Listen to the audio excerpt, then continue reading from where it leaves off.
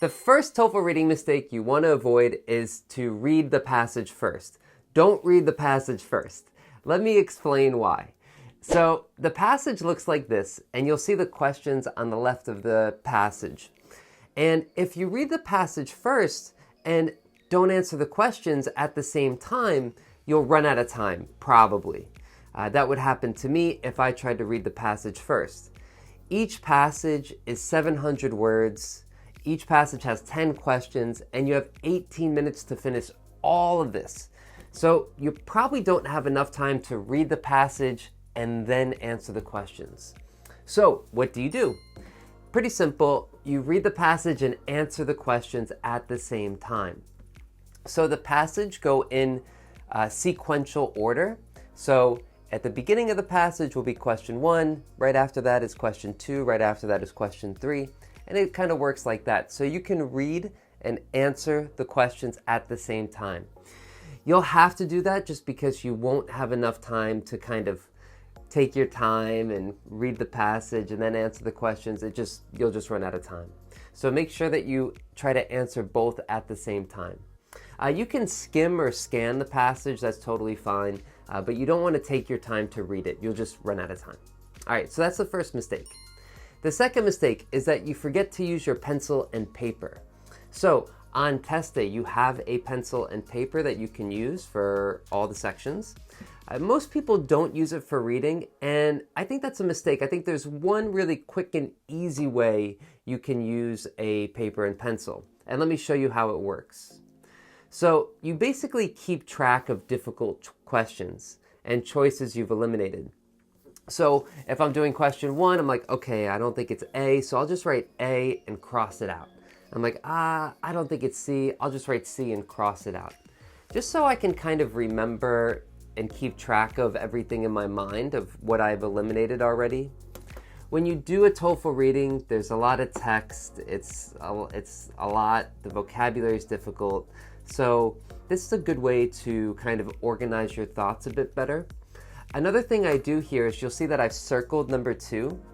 I usually circle the ones that I'm not sure about, but I don't have time. I'm taking too long, I have to move on. So I'll just pick an answer that I think is best, and if I have time later, I'll go back to that question. You can go back to questions in the reading passage. But so I answer it, circle it, and then okay, I'll go back to it later. So, 2 mistakes down. Third mistake, you practice the wrong way. So this is not really about, the first 2 mistakes are about what you do on test day, like during the test. So this is about trying to improve your score, to improve your reading, and actually get better. You know, if you practice the wrong way, you'll just keep practicing, and it'll be like a hamster wheel. You just keep going in a circle and not moving anywhere. So you want to get better. Now, how do you do that? Well, you see a passage like this, right? You're doing a TOEFL reading passage. And this is what most people do, is that they take a practice test, check your answers, and then you do another test.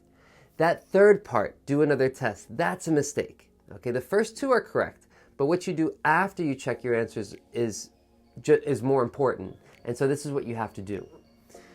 So you take a practice test, you check your answers, and then you understand why each answer is correct or incorrect. So you need to be able to explain why you got an answer correct or why you got an answer incorrect.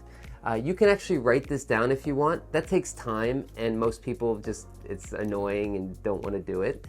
That's the best thing to do, but I understand if you don't want to do that. But just take your time and make sure you understand why you got a question right or wrong. Usually it's because, you didn't understand the question or the vocabulary was too difficult, and try to think of ways to do better next time. And then plan on taking the same test again 2 weeks later. So if you have a lot of time to study, if you have more than a month, I recommend doing the same test more than once, actually twice, and doing it within about a month. And the reason for that is because you'll remember the mistakes you made, and you'll remember the things that you missed, and you'll do better, of course, because you remember some of the questions, and it'll help build your confidence and help you feel like you're improving. Okay, so that's a better way to practice. And Of course, to me, the best way is the TOEFL Emergency course. This is designed for students who want to prepare and get kind of the best tips and the best strategy possible in the shortest amount of time. You can prepare for it in just 2 days with this. Most people take about a week or 2 weeks, but if you're in a big rush, you can use this in 2 weeks. This is great for students who have less than a month.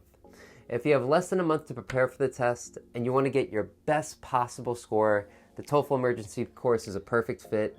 It has enough practice and it has enough tips and strategies so that you can take your current English fluency and get your best possible score on the TOEFL. If you need to improve your English more, this is not a good fit. It's for people who just need to really know the best tips, tricks, and strategies in the shortest amount of time. If you're studying for less than a month, check out the Emergency course. Let me go back to the reading mistakes, and we're up to number 4, which is you answer the wrong question.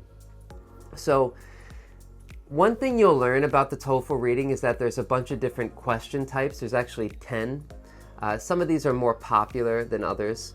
So for example, fill in a table, the last one, is not very popular, but factual information is really popular.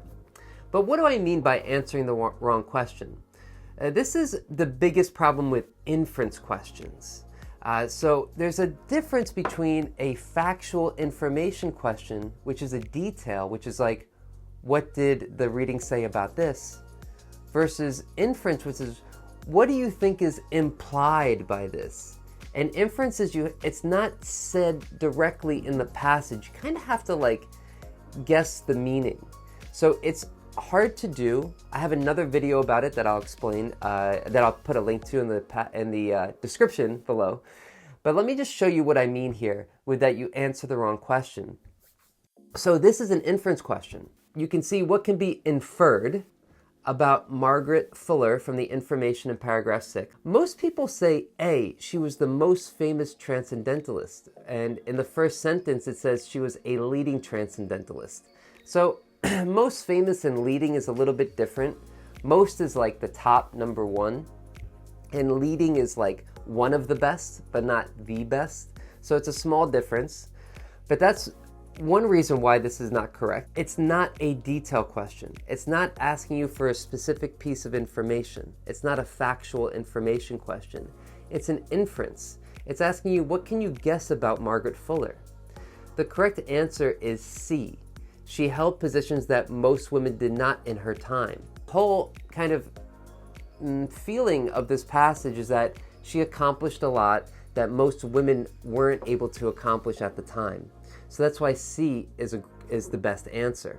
Now notice how this isn't said directly. It's not said like she held positions that most women didn't. It's something that you kind of make a good guess about because of all the details there.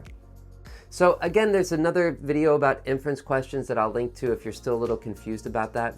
But that's what I mean about answering the wrong question. Make sure that you understand the question and answer it well. So read the question carefully before you actually choose your answer. They're not all factual information questions. Another example really quickly is that sometimes it says, which is not true. And then you're answering which is true because you didn't read the question carefully. So just be careful of that. All right, last mistake. You think tips will get your desired score. So tips will help in the short term. Tips don't build your fluency, build your vocabulary, okay? If you don't know a word, you don't know a word. You don't understand a passage, you don't understand it. No matter how many tips I tell you, if you don't understand it, it's not going to help so much, okay? So that's what I mean by that.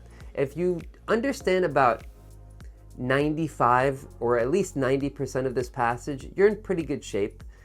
If you understand about 70% or less, you need to build your vocabulary, okay? So the tips will help you get the best possible score on test day.